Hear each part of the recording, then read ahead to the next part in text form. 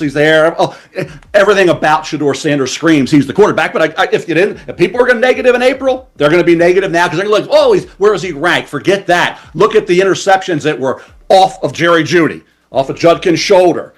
Batted balls like Burrow had one yesterday, batted in a pick six. You blaming Burrow for that? No. You're blaming Shedeur for a couple batted balls that were picked off? You shouldn't, okay? So you're going to be fair here. So Mel Kiper Jr. has called out sections of the Cleveland media, accusing them of deliberately misrepresenting Shedeur Sanders' statistics and performance. And he has done so without any hesitation, pointing out that while the Browns season has been filled with ups and downs, frustration, and only brief moments of optimism, a misleading narrative has quietly taken hold, suggesting that Sanders has underperformed, failed to meet expectations, and should already be replaced as the team's long-term quarterback option, when in reality, according to Kiper, this portrayal is simply untrue and amounts to outright misinformation about what the rookie has actually shown on the field. It's not changing. It's not changing, though. It's in great weather and brutal weather conditions. If you're going to sit there and tell me you weren't impressed with the rookie year of Shedeur Sanders. Mel Kiper Jr. stated in the clearest possible terms that the media figures pushing the idea that Shedeur Sanders had a poor season are not simply mistaken, but are actively lying. A claim that carries serious weight given his standing as one of football's most trusted evaluators. This is not a casual disagreement or a normal debate about player development, because Kiper is accusing parts of the Cleveland media of twisting facts, stripping away context, and replacing honest analysis with bias and negativity. He acknowledged that Sanders did throw interceptions and made rookie mistakes, something no serious analyst denies. But he stressed that these errors are being weaponized while the bigger picture is deliberately ignored. According to Kiper, the rookie was judged by a harsher standard than others, with his learning curve treated as failure rather than growth, and this double standard is exactly what exposes the weakness in the narrative being sold to fans. He's the quarterback, but if people are going to negative in April, they're going to be negative now because they're going to look, oh, where is he ranked? Forget that. Look at the interceptions that were off of Jerry Jeudy. Mel Kiper Jr. framed it around a question that few in Cleveland seem willing to confront, asking how Shedeur Sanders could be criticized so harshly for interceptions while Joe Burrow, who has also thrown picks this season, continues to be praised as an elite quarterback, exposing a level of hypocrisy that is hard to ignore. Burrow is a proven veteran with years in the league, full organizational backing, repeated training camps, and constant first-team reps. So when he makes mistakes, they are excused as bad luck, protection issues, or timing problems. Yet when Sanders, a rookie in his first NFL season, throws interceptions, he is instantly labeled a bust and unworthy of being a franchise quarterback. Kiper argued that this logic simply does not hold up and reflects a double standard rather than honest football analysis, especially when you consider the context Sanders was thrown into, joining a struggling Cleveland team under pressure, with injuries, instability, and no patience for development. He pointed out that before the season even began, Sanders did not receive a single first-team rep, was given no real preparation with the starting offensive line, and lacked the chemistry that only comes from meaningful practice time, effectively being dropped into live action with a sink-or-swim mentality.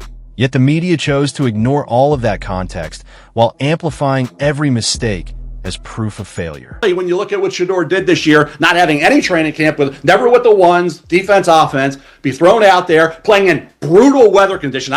And the truth is, Shedeur Sanders did more than simply get by. He showed genuine flashes of quality, displaying calm under pressure and delivering throws that briefly reignited belief among Browns fans that a long-term answer at quarterback might finally exist. Mel Kiper's defense of Sanders has been backed up by what has actually happened on the field, particularly when you consider he produced these moments in brutal late-season Cleveland conditions, with heavy wind, cold, and snow that regularly trouble even experienced veterans.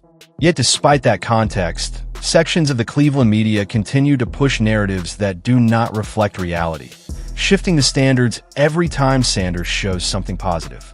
Nothing highlights this better than the coverage from figures like Jason Lloyd, whose approach perfectly illustrates the double standards Kiper criticized, as Lloyd raised no concerns when Sanders was receiving no first-team reps, never questioned the coaching staff's decision to deny a rookie meaningful preparation, and instead spent the entire offseason praising Dillon Gabriel as the solution, without once pressing for clarity on when or if Sanders will be given a fair opportunity to develop. Get them into the right calls. I think he can get them lined up. I think he can complete passes, get the ball out quickly, and keep the chains moving and not turn the ball over. And that's what they're looking for, right? Consider that for a moment. Lloyd seemed entirely comfortable with Shedeur Sanders being left on the sidelines without real chances to develop, all while he openly praised another quarterback. But the moment Dillon Gabriel faltered and Sanders finally stepped in and began delivering wins, the tone shifted dramatically as the same Jason Lloyd suddenly turned hostile, publishing pieces and making comments insisting that Sanders could not possibly be the Browns' starting quarterback next season. A reversal that only strengthens the argument that this criticism is driven less by performance and more by a selective and inconsistent narrative. Gabriel will become the first quarterback to make his initial NFL start in one of the international games. Jason Lloyd with his thoughts on Dillon Gabriel. I actually think Dillon is going to be competent. I don't think he's going to be a star. I don't think he's not throwing for 300 yards or anything like that. But I do think he's going to. The criticism has reached a level that is genuinely astonishing, and it is precisely this lack of consistency and honesty that Mel Kiper Jr. has now laid bare for the entire football world to see. Because when it actually mattered, there was no sign of advocacy or concern for giving the rookie a fair opportunity. Yet now that Shedeur Sanders has stepped in, performed under extreme pressure, and shown clear promise despite limited preparation, the same voices have suddenly become loud and relentlessly negative, ignoring the reality that he has already made a tangible impact in meaningful games, for delivering a winning debut against the Raiders with over 200 passing yards and his first NFL touchdown, to producing an outstanding performance against the Titans with 4 touchdowns and 364 yards, numbers that stand out by any standard, especially for a rookie thrown into a difficult situation.